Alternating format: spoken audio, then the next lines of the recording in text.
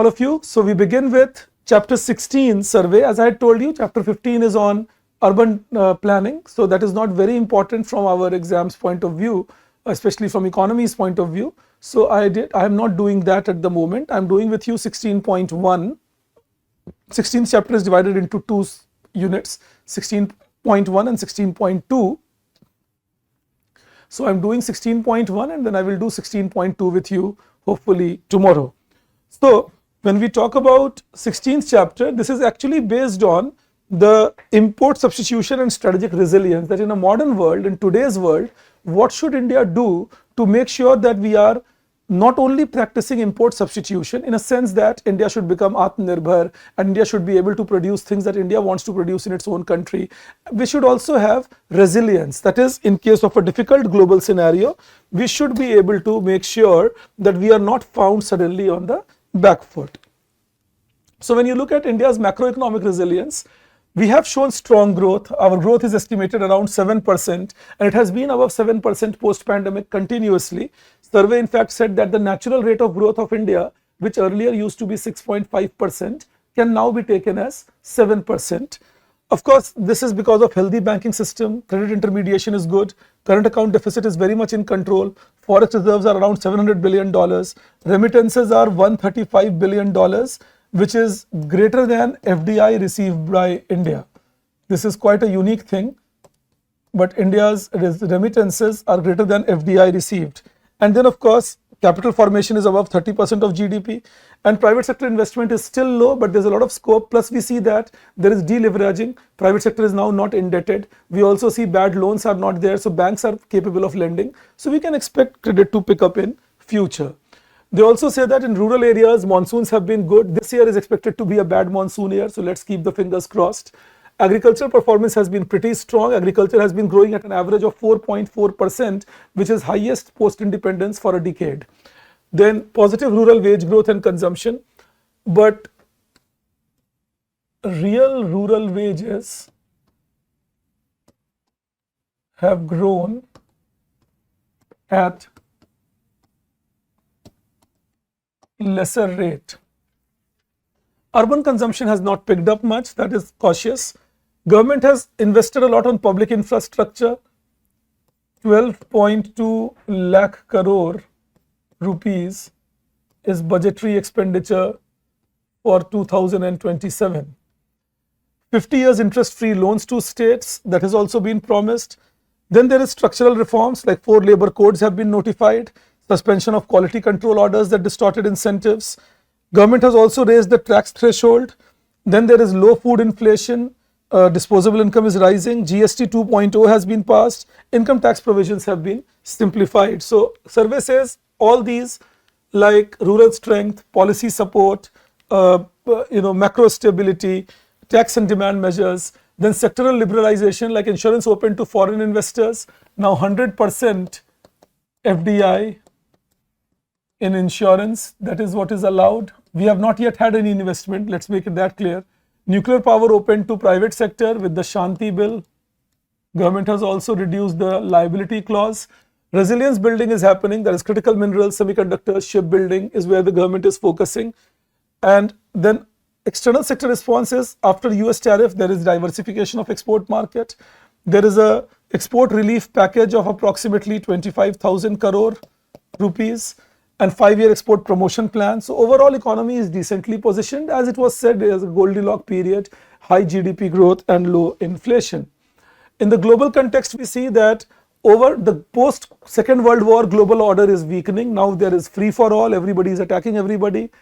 Of course, other than that, we have had some disruptions like telecommunication, media and technology disruption with internet bubble collapse in early 2000s, dot-com bust as it was used to be called. China's WTO entry meant that the manufacturing export from China picked up. They didn't play by the rules entirely. So country like ours suffered because we kept taking cheaper imports from China without developing our own resilience. Global financial crisis of 2008, the subprime crisis meant that overall the financial market was in trouble. Now in developed world, they went for very loose monetary policy, very low interest rate and a lot of financialization, like assets have been converted into financial system with a lot of financial capital now compared to real capital. In post-COVID world, we see that there is a rise in public debt. Now, public debt globally is almost 100% of global GDP. This is the situation that was last seen in the Great Depression period. So that is something we should be very cautious about, that we should not suffer from that. Then of course, that is combined with China's rise and slowing growth. So China's rise very quickly, then China's growth has slowed down. And then the political shift and middle class discontent is there because of, survey doesn't write it, but this is because of rise in global inequality, that workers' wages are not rising, but profit-making class is making some obnoxious money. Then there is quantitative easing infinity trap, as Alberto Gallo has said, that you keep supplying more money and more money and more money, and there's more liquidity in the asset market. So people then start buying assets for speculation. लोग सिर्फ इसलिए asset खरीदते हैं कि इनको ज़्यादा price का बेच देंगे, not productive investment. And that is why you will see that governments borrow more, that's financial repression. So governments borrow more at lesser interest. Overall, real yields are low and asset values are inflated, but not in real terms.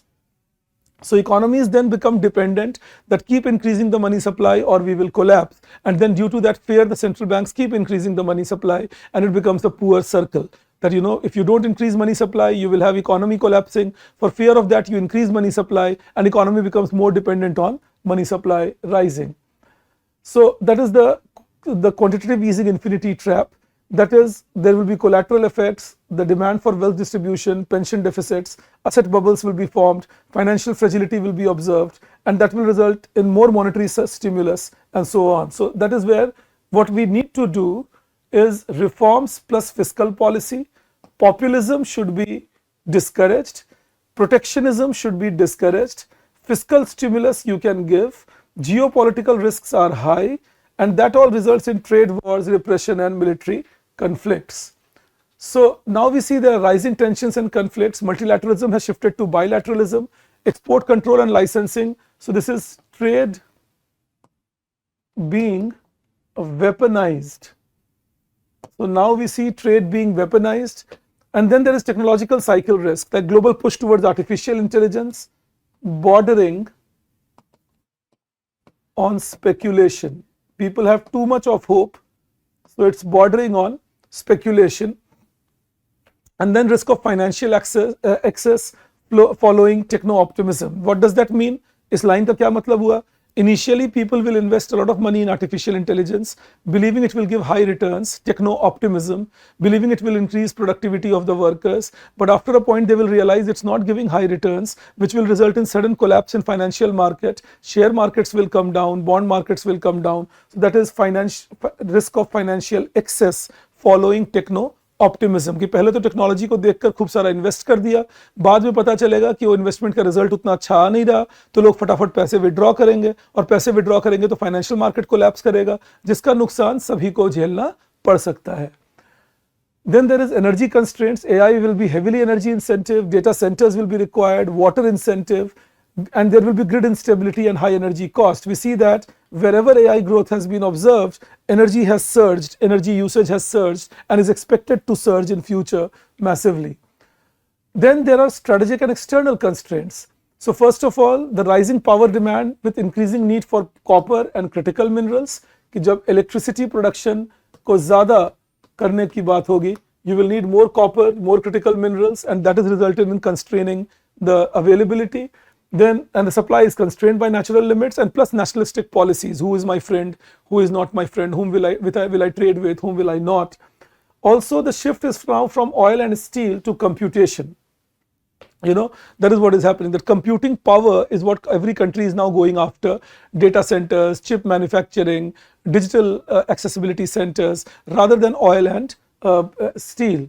And the graphic processing units are more and more in demand, which I was discussing with you in the previous chapter, that how the shortage of GPU can be a massive constraint in future growth of economies.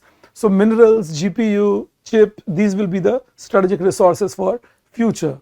That is why US has initiated the Pax Silica initiative, and India is now a member of it, to build AI ecosystem across energy, minerals, manufacturing, and models for supply chain plus technological reliability. And that, of course, like-minded alliances are being formed. Then the financial architecture is shifting, where Trump has introduced the Genius Act, in which he is now focusing on developing stable coins, which is US dollar backed, and that will mean more demand for stable coins. It will mean more investments going in stable coins, which will not be such a good news for India, because that will mean more money will flow out of India and go towards stable coins, and our financial markets will be in trouble. Then there is potential to redirect global capital flows. Now, India's external strengths and limits. So our strengths are strong reserves, external debt is low, macro management is good, but portfolio flows and debt inflows are volatile, and current account deficit is not financed well by exports. That's a challenge. यही बातें यहाँ लिखी हुई हैं. We are unlike export surplus economies. We are exposed to external shocks because we are dependent on capital flows. So we will have to then try becoming export surplus and try increasing our export capacity so that we don't remain dependent on only capital flows. Because with US tariffs being introduced, portfolio outflows that are taking place, and firms are investing abroad from India to foreign countries to avoid paying high import duty, and all that means that suddenly India's BOP can be in trouble if we don't become conscious from the beginning. So we have a BOP constraint, trade deficit persists, and service surplus is insufficient to pay for commodity deficit. Remittances and invisibles are not that high to cover for current account deficit. So we have dependence on capital inflows, and that makes us vulnerable to rupee depreciation, which if it becomes very high, then it can be unstable for the country's development. So survey gives an example that China is now developing, this is a new development, mind you, a new development where China is developing Hainan Free Trade Port. China is saying it's a full island free trade zone, almost zero traffic, a tariff, free flow of goods, capital will be allowed freely to move, and there will be separate customs regime, which then means that there will be a large service driven hub, and India will have to face a challenge on this, and this is not going to be one off, it is going to be something that India should be prepared to face consistently, because more and more countries will develop something like this. So there will be shift in trade routes, there will be shift in supply chains, because now more and more people will go towards Hainan, so there will be shift in trade routes, supply chain will start shifting, tourism might go in that direction, investment might flow that side, and that will mean that regionally speaking, logistical and capital framework can go in that direction. So, and globally we all see that there are too many fragilities, wars, etc., which are happening. For India, we are still dependent on global capital flows. We need liquidity buffers, and the risk from capital flight is high. We are still dependent on energy imports to a great extent. Also, we are dependent for fertilizer, critical minerals. So in that case, long-term geopolitical phase will be possible prolonged instability compared to interwar period, and crisis periods can also generate innovation and capacity growth. It can be minus, it can be plus. तो instability होगी, लेकिन crisis में ही innovations होते हैं, जिसकी opportunity अभी India के पास है. So India should be making proactive policies. Important is we cannot rely only on global capital flows. We will have to promote our exports. We will have to make sure our economic relations are strategically placed now. So politically we try do things better. So we should not pick unnecessary fight with China, unnecessary fight with America. We should stay low at the moment, try accumulating our reserves, take our resources better, let our industries grow, which will then result in long-term institution building, where we will have export capacity built up, energy capacity built up with renewable energy, green hydrogen, etc. rules should be made more consistent so that everybody believes in rule of law. So, administrative reforms, judicial reforms should be brought in, and then we should make sure that protection should not be the only way. We should allow competition. We should compare it ourselves with the world, and over the period, then we will see that apart from Chinese who are pursuing massive production dominance, we will have ability to learn from them and from others and become a dominant part of global system. Now, Swadeshi is strategic necessity in a fragmented world, but Swadeshi doesn't mean only domestic production. Swadeshi also means being an important part of global value chain.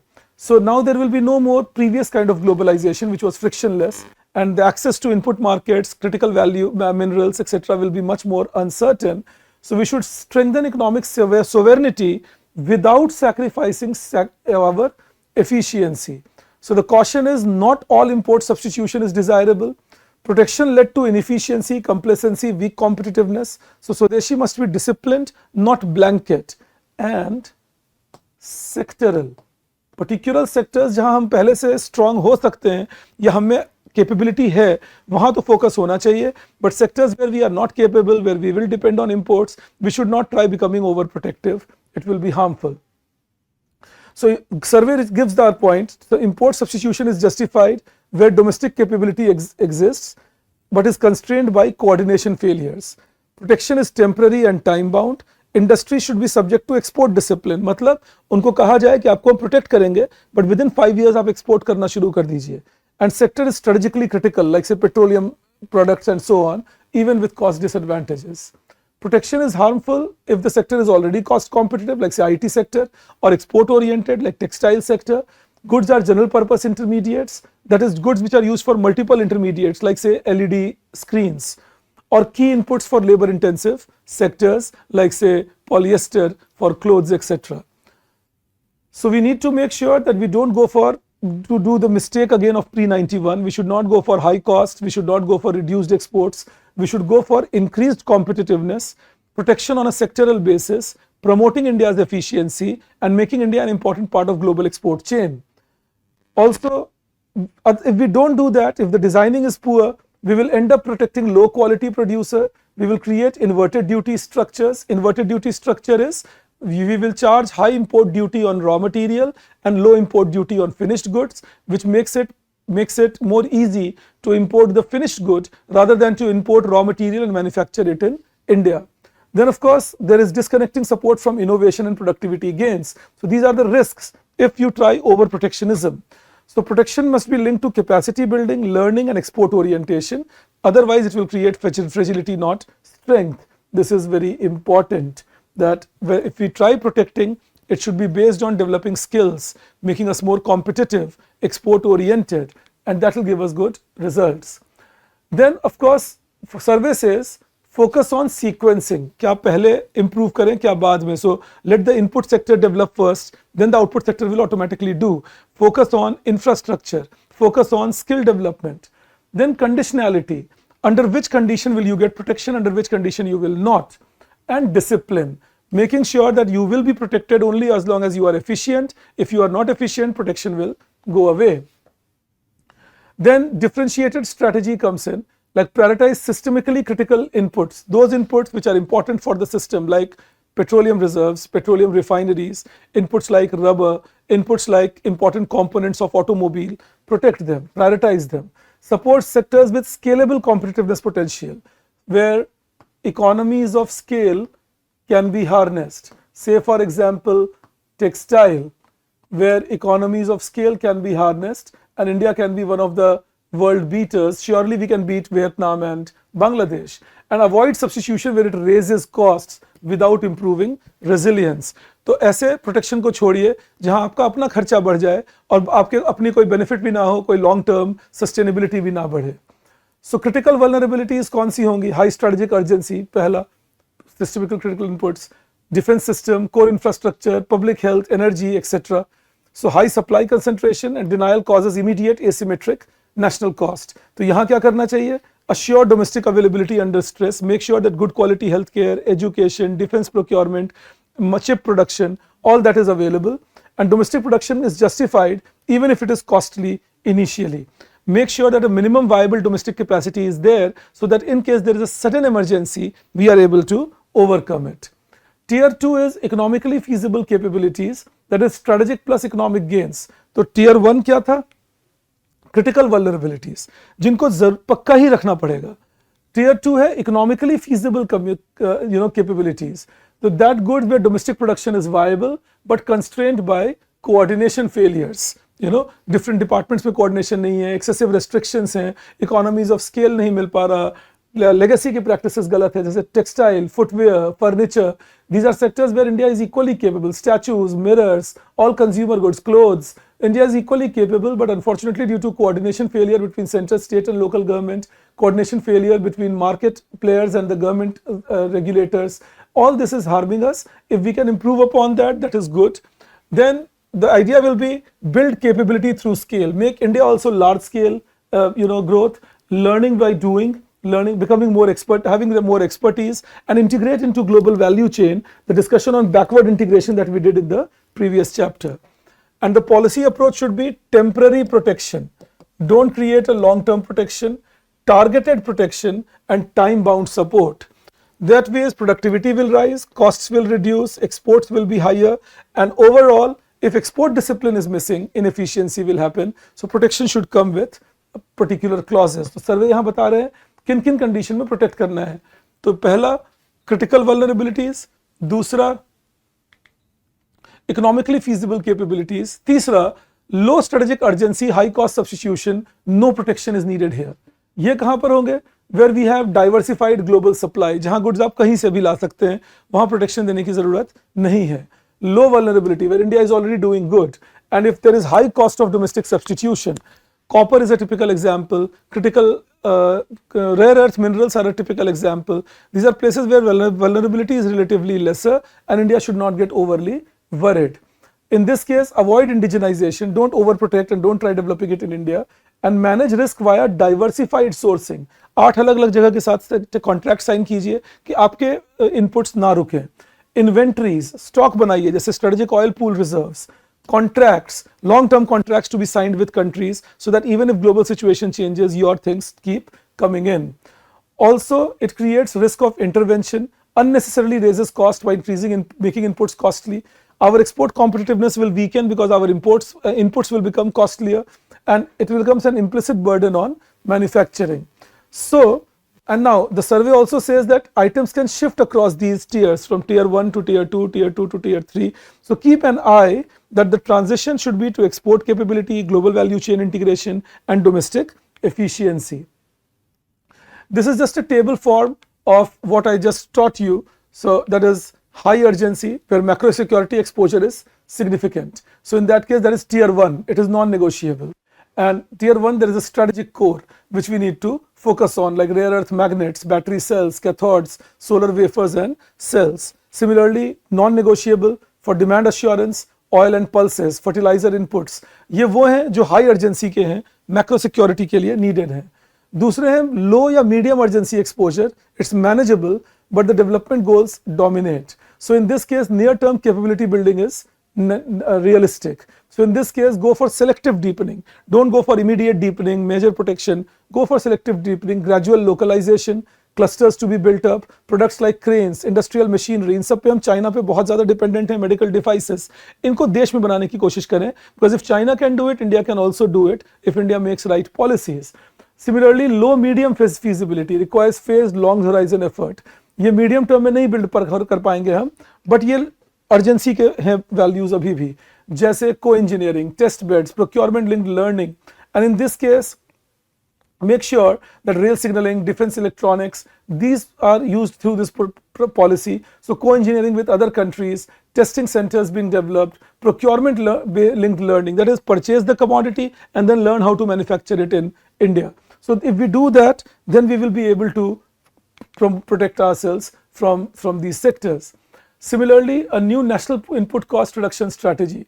So competitiveness depends on affordable and reliable inputs. अगर आपके inputs सस्ते आ रहे हैं और regularly आ रहे हैं, तो आप दूसरों से compete कर पाएंगे. So indigenization without cost control can weaken exports. That's very important, because if there is high input cost and after manufacturing, exports, MSME, employment, etc. will become less worse, better off. So unlike final goods protection, costs are diffuse and persistent. So try not overprotecting input sector and resource management should be multifaceted. The key inputs are raw materials, intermediates, energy, etc. And that tariff inversion is that inverted duty structure. So we need to make sure we develop more input imports, process them in India, promote them well. जैसे LPG की दिक्कत क्यों आई India में, हमारे पास processing centres नहीं थे उतने, इसलिए पेट्रोल डीजल की दिक्कत नहीं आई क्योंकि प्रोसेसिंग सेंटर्स थे. तो प्रोसेसिंग सेंटर्स पे ध्यान दीजिए, इंपोर्ट ऑफ क्रूड पे ध्यान दीजिए, रॉ मटेरियल लाइए, and that will help us in long term stability. So it should be rule based. We should have standard rules rather than only focusing on sector. Widely used inputs should not be treated as revenue or protection tools, because unless the capacity doesn't exist, we will run short of inputs. And lowering input costs strengthens multiple value chains simultaneously, which will attract investment into the country. So we should focus on that also. Then the assessment is how to assess whether the input should be protected. Is input widely used? Then don't overprotect it. Allow its import. Does domestic capacity exist? If there is less domestic capacity, then allow imports easily. Does protection raise downstream costs? Then don't allow high import duty. Don't try protecting. Is there a clear strategic rationale? If there is a strategic rationale to protect. Otherwise, don't.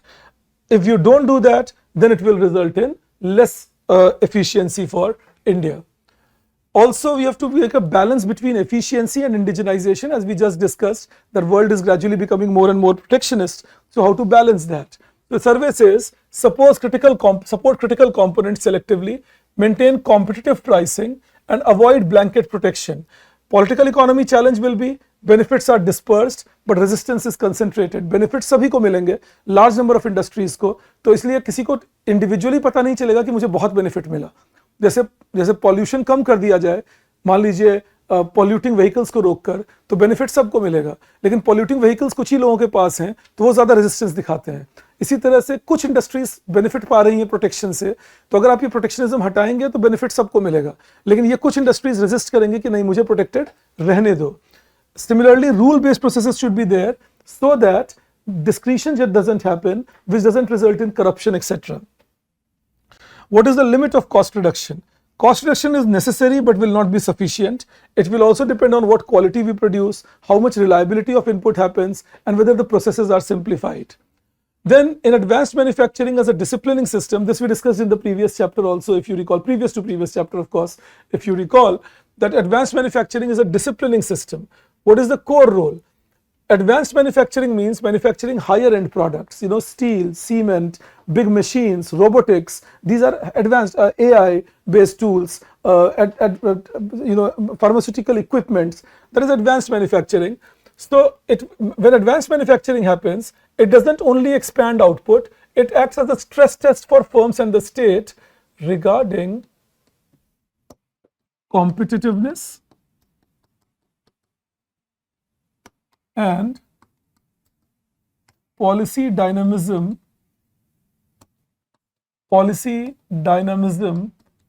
to adapt to changing world. That is the core role, that it has that impact. It is process driven. So process driven means good quality processes will be needed, only nepotism won't help. Scale intensive, you can't do it at a smaller scale, and globally benchmarked. So globally there are standards set, you can't violate those standards. Disciplining effect is that small inefficiencies will translate into failures, and therefore reliability and quality will be suffering.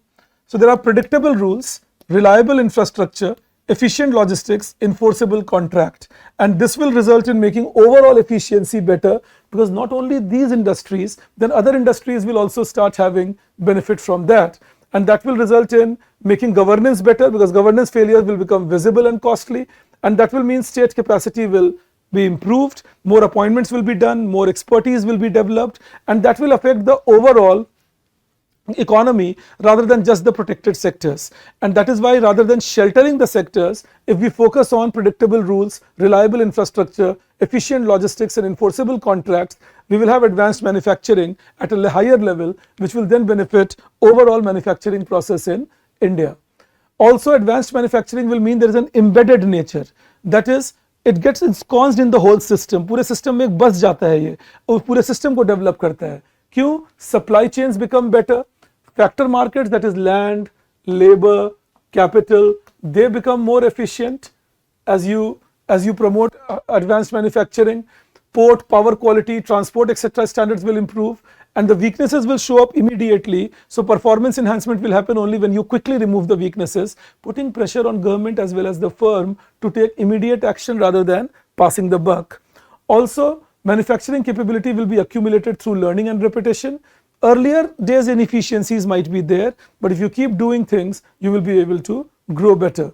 Remember, services versus manufacturing, if we talk, services can grow within enclaves. छोटे areas में service grow कर दिए, and services are not heavily dependent on transportation, services are not dependent on storage capacity, labor laws, but manufacturing is. So system can be inefficient, still services will keep growing, their exports will keep growing, but with respect to manufacturing, the same thing will not happen. It will expose weakness in logistic coordination and standard enforcement, and so services, manufacturing is what we should be focusing on.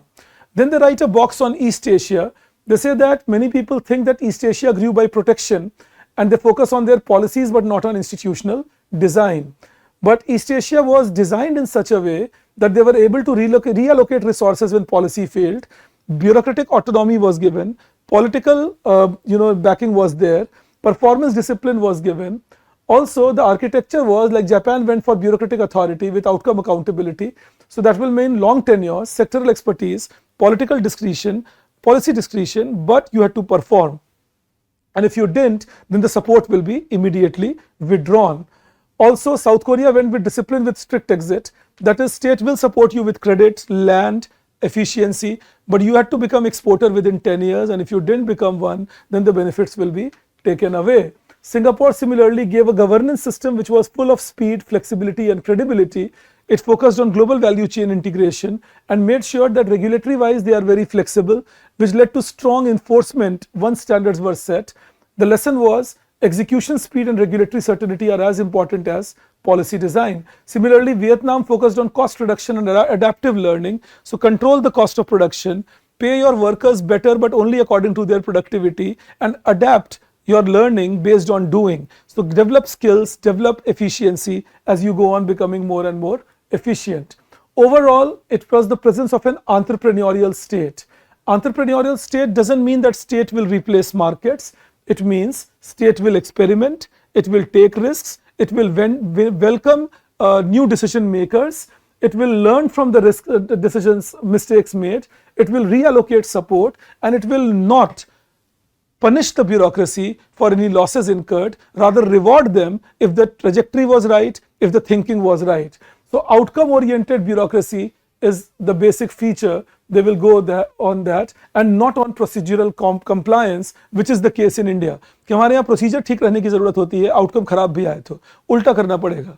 Outcome ठीक करिए, procedural balance को बनाने के चक्कर में हम कुछ result ही नहीं निकालते कभी कभी. Similarly, failure to tolerance with learning. Errors will be allowed, stagnation unacceptable. Credible withdrawal of support, gradually exit the support, exit the subsidy the way you entered it. If bureaucracy is punished for honest failures, if instability to withdraw support is created and system defaults to inaction rather than adaptation, then it results in corrupt bureaucracy or inefficient bureaucracy, businesses which believe in rather running by the book than doing innovation, and it then finally results in lack of dynamism in the economy. So this is the challenge that you would observe. So for India, there is no direct template, but we can have this as a learning experience. From Swadeshi to strategic resilience to strategic indispensability. Swadeshi means intelligent import substitution, which we just discussed. Strategic resilience means create buffers and strength that if external shock is there, we can withstand it. Strategic indispensability is becoming irreplaceable in global value chains. Make yourself important in some part of the global value chain. The core shift needed is from self-sufficiency to influence in global system. So it is not inward looking model. It is an outward looking model where you make sure you become more and more efficient outwardly, and you are not only restricting your growth. It is the highest form of power. Others align with India because it serves their interest. So we talked about this: import substitution, strategic resilience, and strategic indispensability.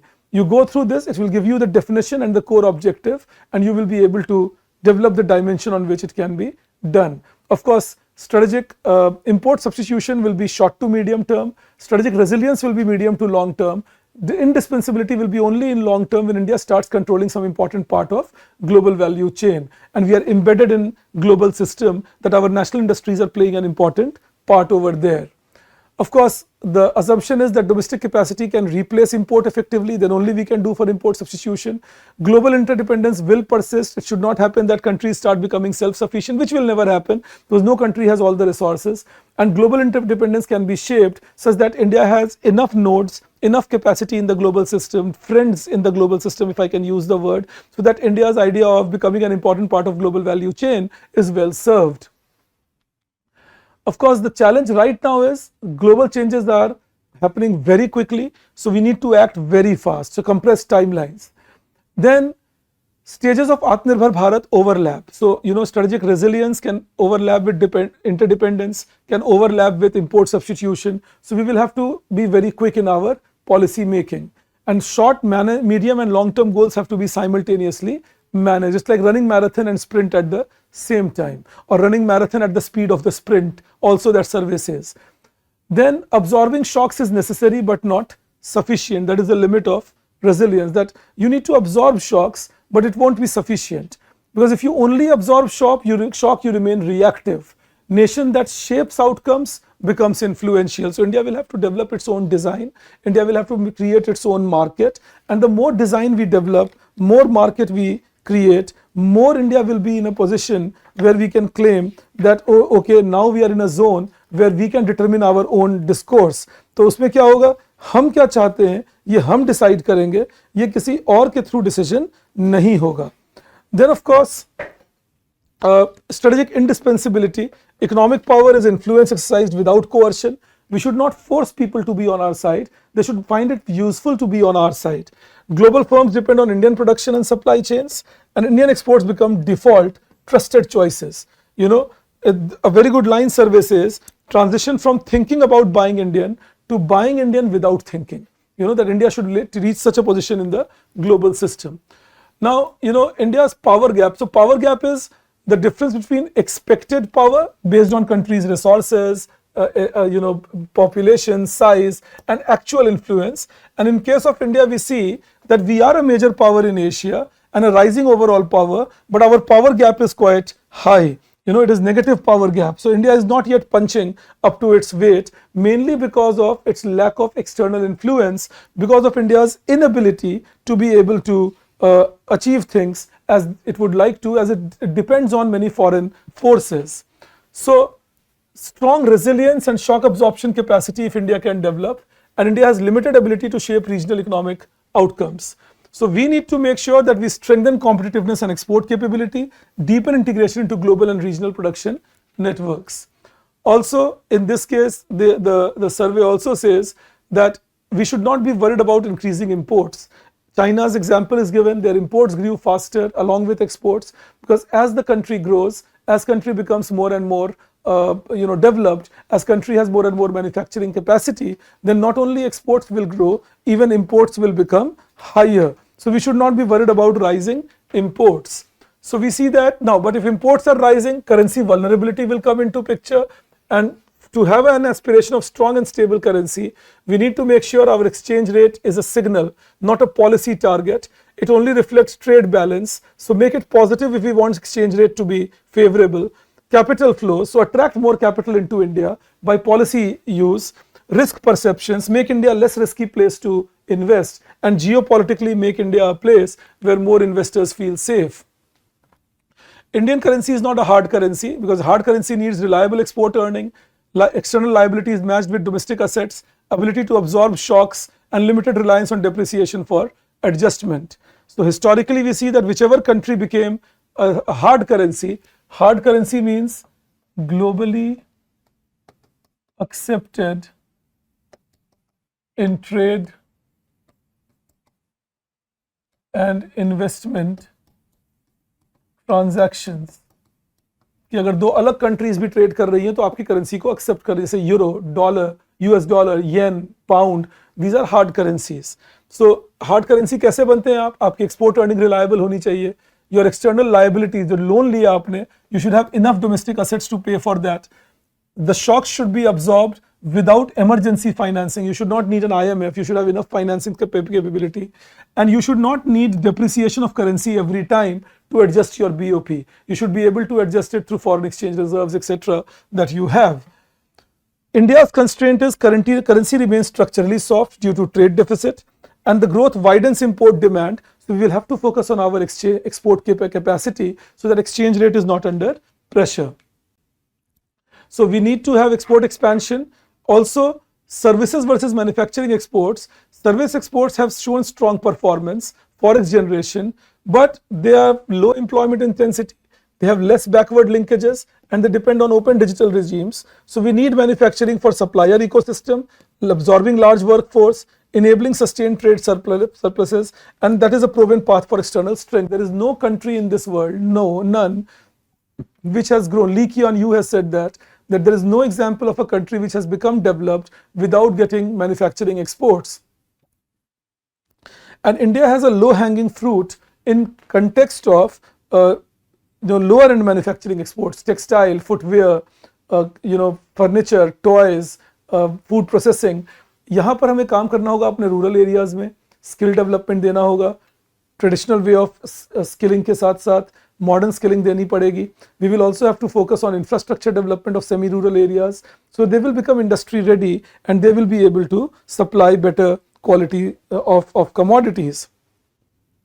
Also, we have to make sure that Indian firms are in global value chains. Then only Indian firms will be able to have larger exports, and that will mean global production comes to India, the backward chain, and Indian production goes abroad. Also, the global trade is concentrated by small set of multinational production networks, so attract them into India to bring capital. Like Apple in India is automatically making a massive change in mobile phone exports. India is the second largest mobile phone exporter in the world within 3 years. That is what big production producers, if we attract to India, we will get that. So quality of FDI will be important. That is investors' identity as important as volume. किस तरह का person आ रहे हैं invest करने, कैसी company है, क्या उनका ग्लोबल मार्केट प्रेजेंस है, is very important. So few global brands drive as disproportionate share. Around 50 multinational brands anchor a large share, attract them, and these firms build ecosystem, not just assembly units. So they bring their own input supplier, and their input supplier bring their own input supplier, connect India to global market, teach designing in India, fabrication in India, and all that will give India high growth. So in that case, India will be attracting these anchor firms, which accelerate the ecosystem formulation, which will promote domestic manufacturing too. We see this example in chip manufacturing, where Tata Electronics is getting supported by Foxconn as they have been attracted to India, and the exports become self-sustaining. What is the role of the state here? The state will make sure that protection should not become entitlement, it should be firm. It should make sure that policies are based on feedback and they are flexible. If any loss is seen, immediate change is there. It should be fair to ensure transparent allocation of support. Diversity enables state level specialization, encourages competitive federalism, and rewards outcome and diffuses best practices. So Tamil Nadu is the best example, already doing it. If you look at Krishnagiri district, if you look at Mallapuram, if you look at Sivganga, if you look at Sri Perumbudur, Hoysur, all these places are developing as wonderful export oriented units, also manufacturing units.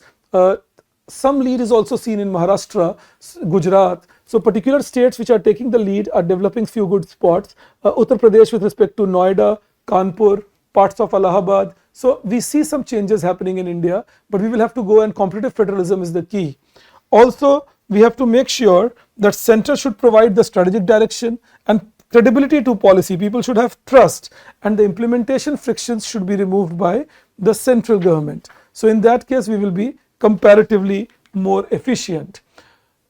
And the focus should be from resilience, that is from being able to sustain short-term shocks, to indispensability, that is making sure we are an important player in the global chain, and that will need discipline, patience and institutional courage. Achievable given India's scale, talent and democratic legitimacy, but we will need to make sure policies and institutions are in alignment. Intent is in alignment with execution. ये नहीं कि programme बना कि 2030 तक $2 trillion exports करेंगे और कर रहे हैं 2040 तक. Then intent is not in conjunction with execution. Similarly, अगर पॉलिसी बनाए आप that मैं फास्टर क्लियरेंस दूंगा, सिंगल विंडो क्लियरेंस दूंगा, और इंस्टीट्यूशंस ऐसे बनाए जहां पे क्लर्क्स जो हैं वो 10 दिन तक बैठे रहते हैं फाइल लेकर, तो फिर वो इन सिंक्रोनाइजेशन नहीं होंगे. And short term pressures and long term goals. तो short term there can be deficits, short term there can be challenges, but long term goals should not be missed. So Atmanirbhar Bharat doesn't mean India will be self-inward looking. Atmanirbhar Bharat means India will do import substitution of commodities which are core, commodities where we can do manufacturing. It means next India will develop strategic resilience so that in case of a global shock, India doesn't suffer a shock. And then third, it means India will become strategically indispensable so that if there is a global shock, countries look forward to India for solving it. India should become a central space in global value chain, and that step if we take for next 2 decades, then India will become the developed economy, Viksit Bharat. So thank you all of you. I will see you with 16.2, the last part of survey, and I'm planning budget by this weekend. This budget that I will do with you will be mainly from prelims point of view, and then budget from mains point of view I will do with you after the prelims exam. Thanks a lot all of you. God bless you. Bye-bye.